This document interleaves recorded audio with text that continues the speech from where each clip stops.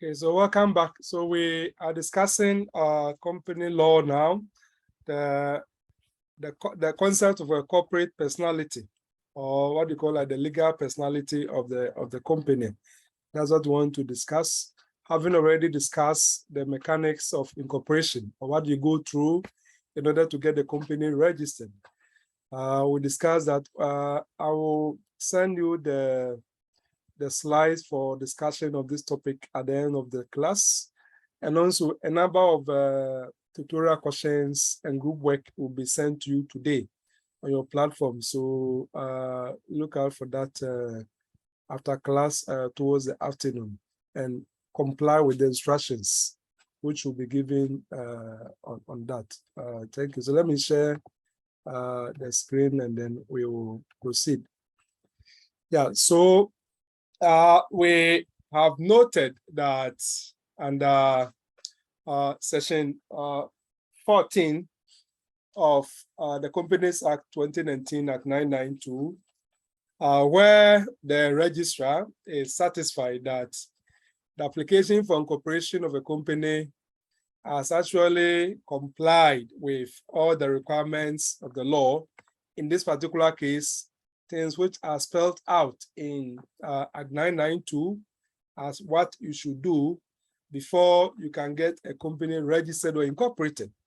Then the registrar of companies shall, after the payment of the prescribed fee, certify under the seal of the registrar that the company is incorporated. And in the case of a limited liability company, that the liability of the members is limited. So this is very important. So we made the point that the certificates of incorporation, which will be given by the registrar of companies, is actually that which gives birth to the company, which brings the company into what? Into existence. And for that matter, if you look at section 14(2), it provides further that from the date of incorporation, the company becomes a body corporate by the name contained in the application for incorporation, and is therefore capable of performing the functions of an incorporated company. Now, this is a very important statement which is being made in the law, because, as it were, having gone through the various requirements, you have now given birth to a new entity called the incorporated company. And the law will invest it or clothe it with the capacity to be able to do all manner of transactions. And that is a very significant milestone. So the company only becomes a corporate person upon the issuance of the certificate of incorporation by the registrar. So that is very important. The fact that you have submitted your application to the registrar of companies does not mean that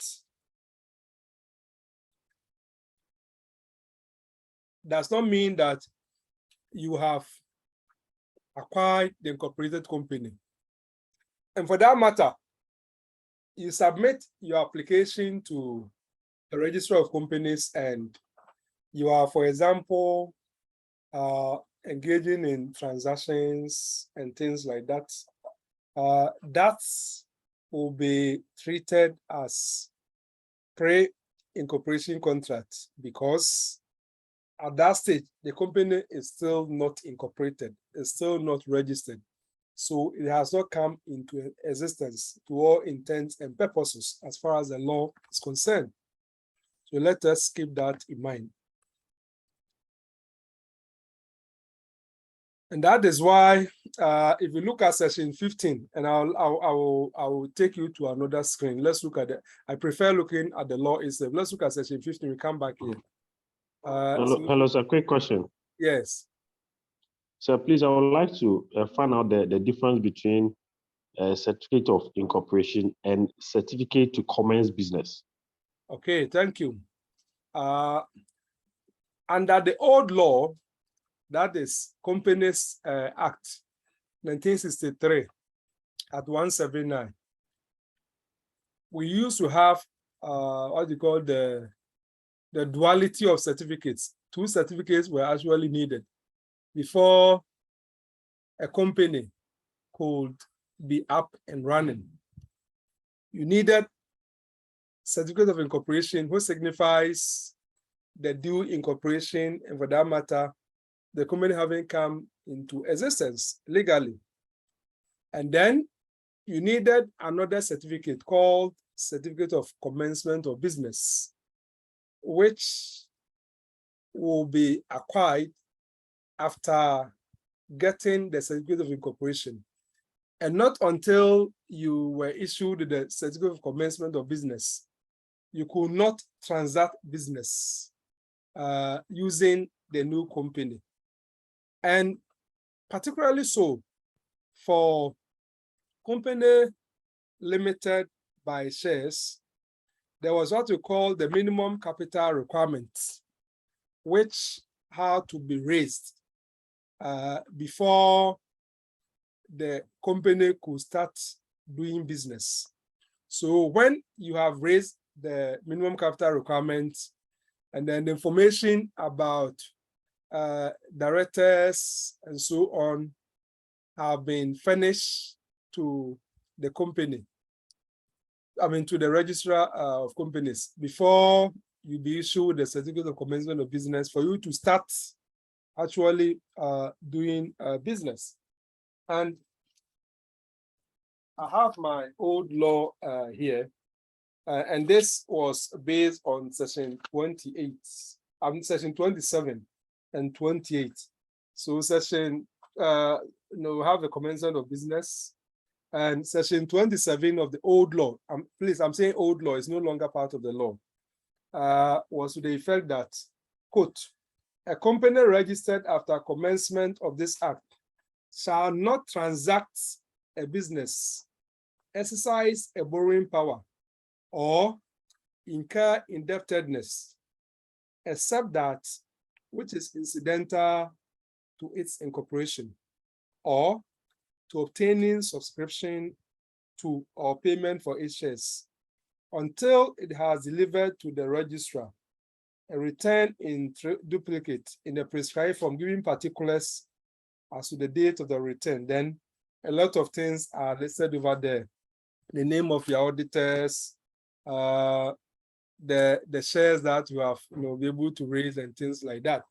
So all these needed to be furnished to the registrar of companies before you will be allowed to, before you be issued with the commencement of business certificate, so that you could do business. But thankfully, under the new law, under Act 992, that is which came into effect in 2019, you will notice that section 27 has been taken out. And let me say this again. When we started the course, I showed you something which appears simple, but not simple. Just let me show you, just a minute.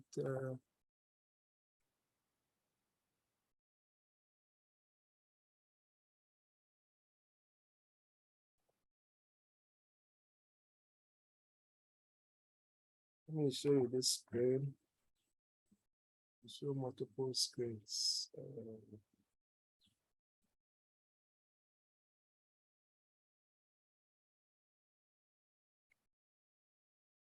Okay, let's look at the comparative table.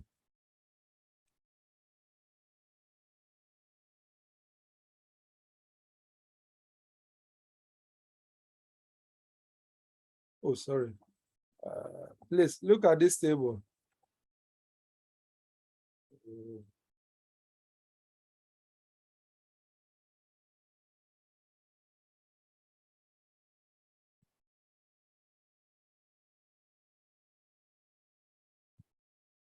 Please, can you see the screen? Yes, sir. Yes, sir. Good. So, Yes, my lord. okay. So you see this screen. You have what you call the comparative table. It's part of Act 992. It's very important. So we have the first column, Companies Act 1963 at 179, and then the second column, Companies Bill 2018, which was passed as 2019 Act. So the 2018, you can actually even cross 2018 in your law and write 2019 there, just to avoid confusion. Now, what the table is seeking to do is to let us know which provision from the old law has been retained in the new law. So, Section 1, for example, we are told that it's been taken to Section 387 of the new law, and so on. But what is presently important to us is Section 27. If you go to the old law, Section 27 was commencement of business. Section 28 was minimum capital requirements. Now look at the list. We have the first column is the old law, which have been repealed at 179. So we have Section 15 of at 179, Section 16 at 179. Then we have a big jump. After 16, you don't see anything until 33. What it means is that all the provisions, Section 17, Section 18, 19, 20, 21, 22, they've all been either moved somewhere or they have been repealed. But presently, what is of interest was the Section 27 and 28. 27 was about commencement of business. And then 28 was about minimum capital requirement. Thankfully, if we look here, we don't have any equivalent or corresponding provision in the new law. And for that matter, the requirement for minimum capital requirement has been abolished or repealed. And then the commencement of business certificate has also been repealed, or we've actually done away with it. So it's no longer part of our law. But previously, it was part of our law. So those of you who still have the old edition of maybe test writers like my former teacher, Professor Bonzi Simpson, and all that, you have to be careful. If it is the old edition of his work that you have, in which maybe there'll be some discussion of commencement of business, is no longer part of our company law. Yeah, so Mr. J, that is it.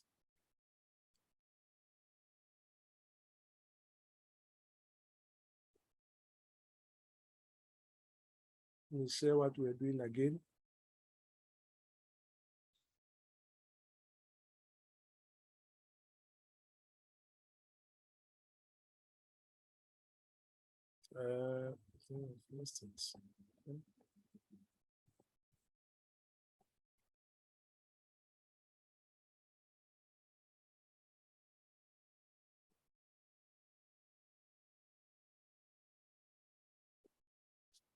Okay, so we're going to look at Section 15. That is, can somebody take his law and read Section 15 for us? Section 15. Okay, Section 15. Yes. The certificate of incorporation or a copy of that certificate certified as correct by the registrar is conclusive evidence that the company has been duly incorporated under this act, and proceedings shall not be brought in a court to cancel or annul the incorporation. Okay, good. So section 15 actually confirms the legal effects of the issuance of certificate of incorporation. And that certificate, according to 15, is supposed to be a conclusive evidence. You say, if it's in law, if you say that something is conclusive, that means that there's finality. There is finality.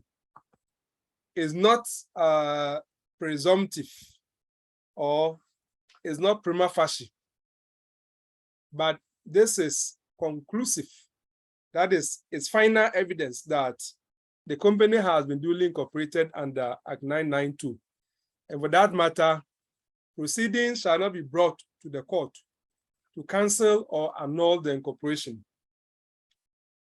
And this is very important because we do not want a situation where a company is up and running.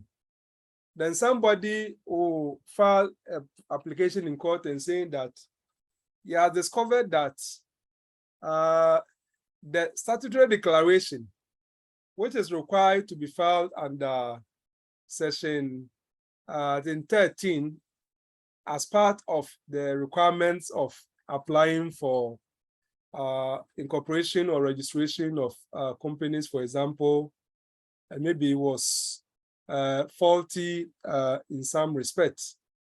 And for that matter, something was wrong and the company ought not to have been incorporated or registered. So the court should annul the incorporation. Just imagine the practical inconvenience and confusion and how it will undermine doing business with such a company. So to avoid all that, rightly so, the lawmakers in their wisdom have provided that insofar as certificate of incorporation has been issued, that is going to be the end of satisfying the requirements. And it will be taken for granted that, all that needs to be done before a company is registered was done. And so that puts that matter to rest. And that is why the law says that it is conclusive evidence that the company has been duly be incorporated under Act 992. And proceedings shall not be brought to in court to cancel or annul the incorporation. So let us keep that in mind. However, section 16, right? Section 16 brings a caveat or an exception. So let us look at section 16. Section 16, yes. Section 16. Yes. Section 15 does not preclude the institution of proceedings to wind up the company in accordance with section 274. Okay. So section 16 is creating an exception to 15. 15 is saying that yes, as a general rule, once you've gone through the process of incorporation and the certificate has been issued, that is conclusive. That is final, that you did all that is necessary. And for that matter, the company is in existence. Nevertheless, section 16 is saying that it is permissible for proceedings to be brought under section 274 to wind up the company.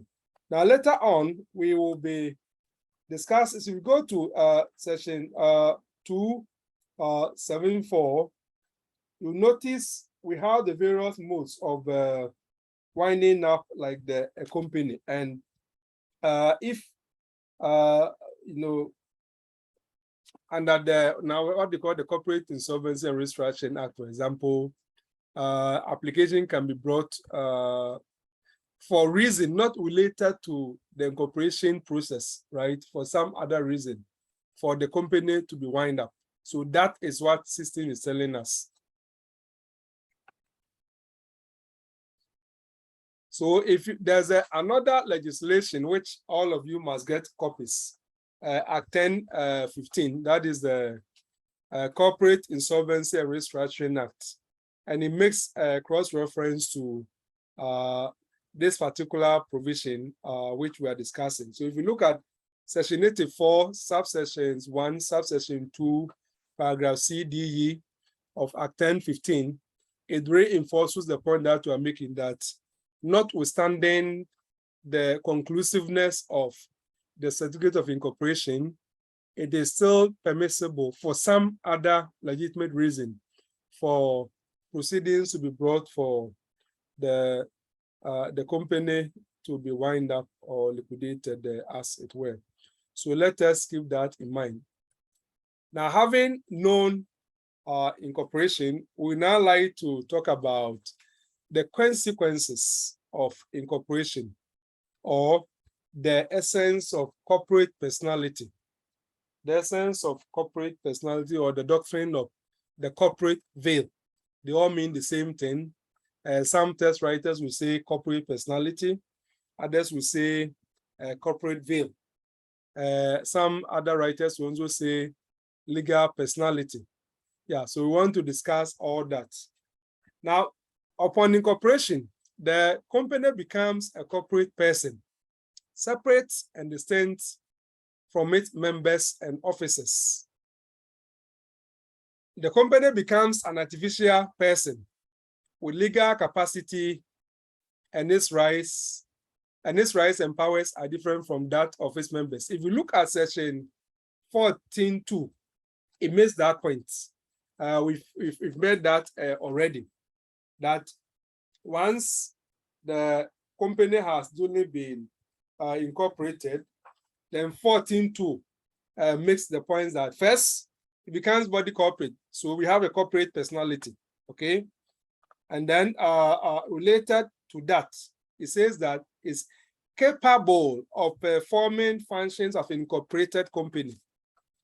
So it will be capable of performing functions of an incorporated company.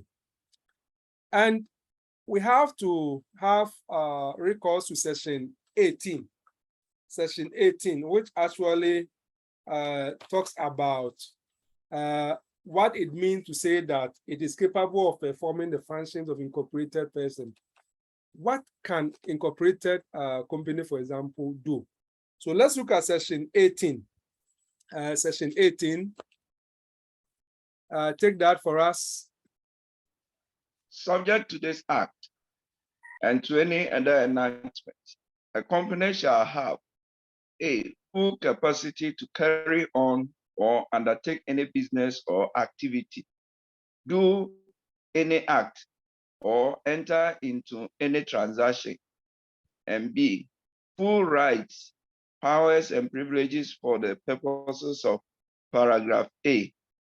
Okay, 2. Now, before you move on, now, if you look at section 18.1, A and B, it is making a big statement as far as what we know about corporate personalities was that the company shall have full capacity. So full capacity means that what a natural person can do in law, the company can also do. So what the natural person, the transactions a natural person can enter into in law, a company can also enter into. And that is what it means to say that it has a full capacity. So its capacity is not limited. So let's keep that in mind. It can carry or undertake any business activity or any transaction. And any rights, powers, and privileges related to such a transaction, activity, or business. The company, by virtue of being an incorporated company, by virtue of having acquired corporate personality, will be able to do that. So let us keep that in mind. Now let's look at the 2 and 3. 2, without limiting subsection 1, and despite the provisions of any other enactment, a company shall be capable of giving and entering into and being bound by and claiming all rights under a deed or mortgage or other instrument. Good. 3, So section, just before we move on, section 2 is giving us some specific instances of things that the company having a full capacity can do. That the company can even be a party to a mortgage transaction. It can be a mortgagee or mortgagor. It can also be a party to any deed, like either deeds for transfer of interest in land or acquisition of interest in land. Company can be a lessee, lessor, assignor, assignee, and all that can be a grantor, grantee, donor, donee, and trustee, beneficiary. All that a natural person can do. The company can also do that. Subsection 3. 3, the registered constitution of the company may contain a provision regarding the capacity, rights, powers, or privileges of the company if the provision restricts the capacity of the company or those rights, powers, and privileges. Okay. Now, let's pay attention here. There is something we call ultra-vires. Later on, we'll be discussing it again. And the ultra-vires, you come across cases like the Asbury Railway and Rich and all that. That if the company engaged in transaction outside its object clause, then that transaction is considered ultra-vires. Under the old law, it was mandatory for company to have, if you like, an object clause, what the company is actually set up to do and all that. And if you go to UK, we have what they call the dual constitution, the memorandum of association, and then the articles of association. So that the memorandum of association will indicate the object clause, the nature of business which the company, for example, is supposed to be doing and all that. Now, our law is creating flexibility. And the flexibility is that it's not mandatory for the company, for example, to butt itself in by actually limiting what they can do and so on and so forth, because the law has given the company a full capacity.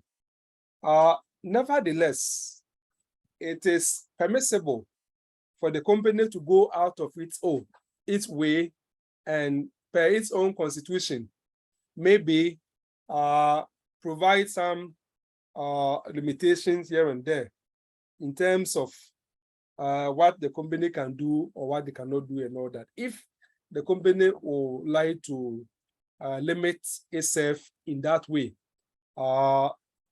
it's permissible and nobody will have a problem with that. Other than that, the law gives a full capacity to the company. So that is the point being made. Now, this principle that the company, upon being incorporated, acquired corporate personality, and for that matter, it is separate from the incorporators and all that. It is actually a foundational principle. It is the linchpin, the premise upon which the entire edifice of company law is erected. And that principle was actually reinforced by the House of Lords in the well-known case, the 19th century case of Salomon and Salomon. Everybody knows it.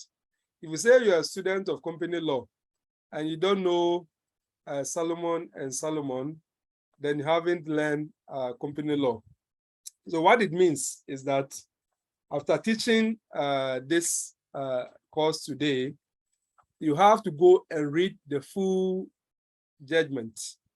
You read the High Court decision, you read the Court of Appeal, and then you read the House of Lords decision in Salomon and Salomon. Now, Lord Magneton made a point, which I quote.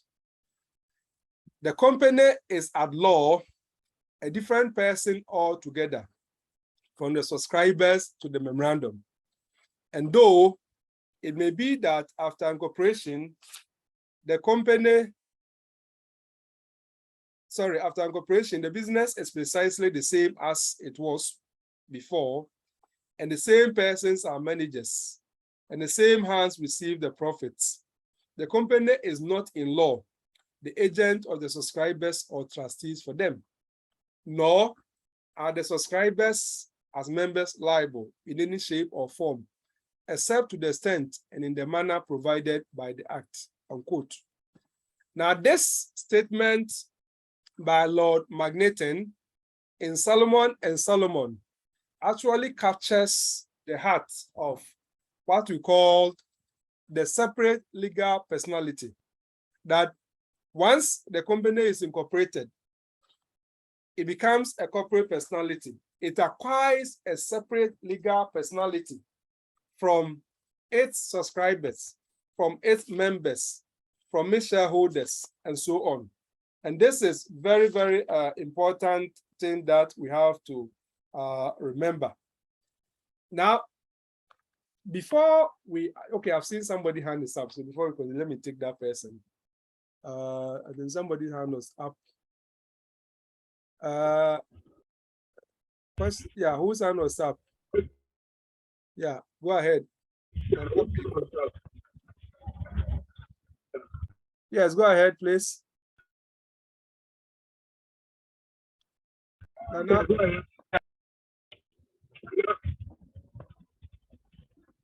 Hello. Okay, okay, no problem. You can also use the chat if the network is not helping. Good.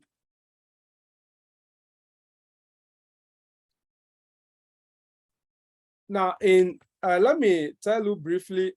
Now, what I'm telling you is not a substitute for you not to go and read the full judgment. Okay. Okay. So in Salomon and Salomon Co Ltd, as I said, is a 19th century decision of the House of Lords. And what happened was that there was a man called Mr. Aaron Salomon. Previously, he was a sole proprietor, okay? And he was doing the leather and boot manufacturing business. You remember sole proprietorship. So there was no difference between his business and his own personal affairs and circumstances. Mr. Salomon decided to incorporate a company. And one of the objects of the company was to acquire the company of the then business Mr. Salomon was running as a sole proprietor. That is, to acquire the whole of his shoe business, as it were.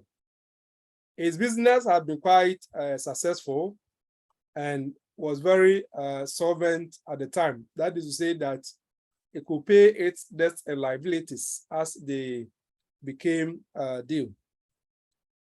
In the memorandum of association of the company, the memorandum of association is like the major constitutional document of the company in those days under English law. It was, excuse me, let me try the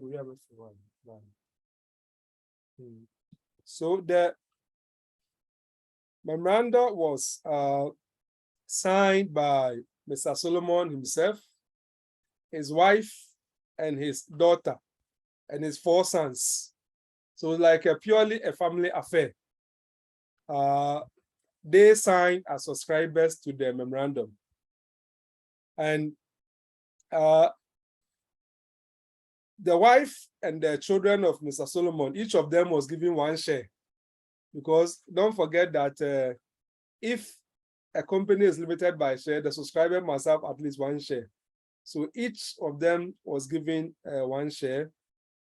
And Mr. Solomon took 20,000 shares. So he alone had 20,000 shares, about, if you like, 98 or 99% of all the shares. And as part of the sale of Mr. Solomon's business to the new company, part of the payment had to be in the form of like a debenture, like a loan, which Mr. Solomon was giving to the company. So that was done. After some time, the new company became insolvent as it could not pay its debt and liabilities. And for that matter, one of the debenture holders, that is one of those who had lent money to the company, decided to take up an action in order to get just a little assets available in the company, because they are creditors and they wanted to get some of their outstanding debts actually met. Now, Mr. Solomon also counter claim, and he too said that yes, I'm also a debenture holder. The company is owing me, and if anything at all, I'm even like some sort of like a secure debenture. I should get my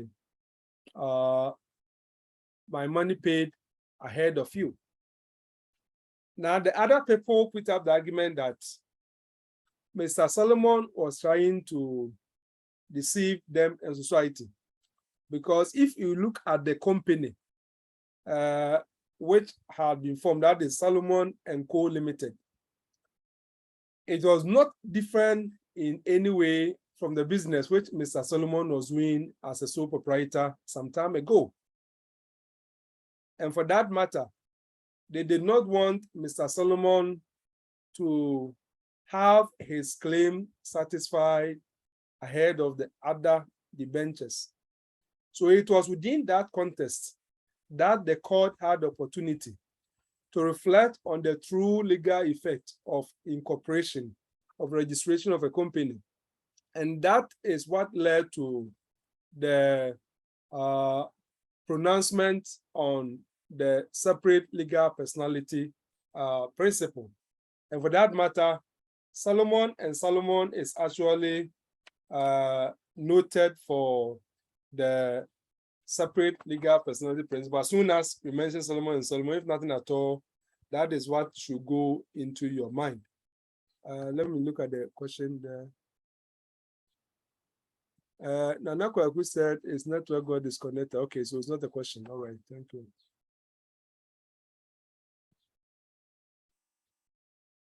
Now, the same point has been repeated many times by our courts, including the well-known case of Moko and Kuma. Moko and Kuma 2 is a case which all of you will have to read. And because what happened in Moko and Kuma is something which keeps happening in our courts. And sometimes we begin to wonder whether lawyers, whether we don't like our company law or we don't pay attention to company law, because what happened there sometimes is quite basic, and we shouldn't be making that mistake. So in Morocco and Kuma, for example, there was an agreement between the parties for the sale of fish to the first defendant, that is the company, that is the Kuma East Coast Fisheries, and the chief executive and then the shareholder was also a party, of course, entered into the sale on behalf of the company, not in his own right, but he was acting, if you like, as an agent of the company. Now, the company defaulted in paying for the fish, which have been supplied to it, and they decided to sue both the company and then the chief executive officer. Now, at some point of the litigation, the company took the point that the chief executive officer could not be made a party to the suit because the transaction was with the company, and then the CEO only signed, if you like, on behalf of the company. And if there's a default, just sue the company. You don't include the CEO as well. So it was within that context that the Supreme Court, speaking through Sophia Akufu JS, as she then was, re-emphasized the separate legal personality principle, which had many years ago been propounded by the English House of Laws in Salomon and Salomon. So let us keep that in mind. So apart from the fact that upon incorporation, the company acquires separate legal personality, another consequence is capacity to contract. The company acquires the capacity to contract, and we have seen that already. When we look at section 14, subsection 2, and then section 18 of Act 992. So the company, upon incorporation, acquires capacity to contract. So let us keep that in mind. Now, just before I move on, I gave you a short work yesterday. Who has his answer? Who has his answer ready?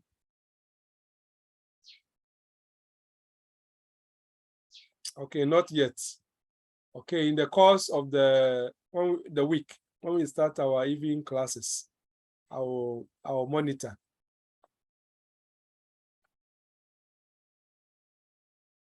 So a company has capacity to enter into contract with other persons at law.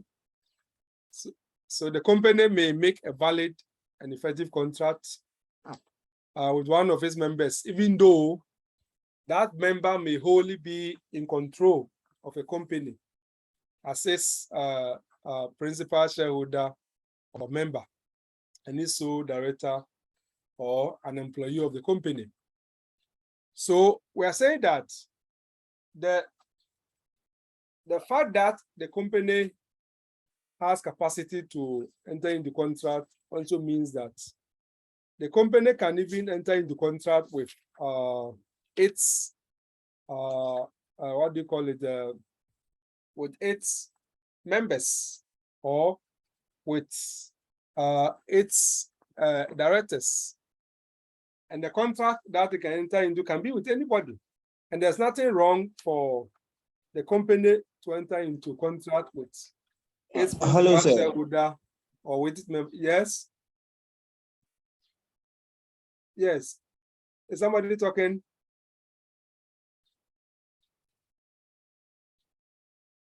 Is somebody talking?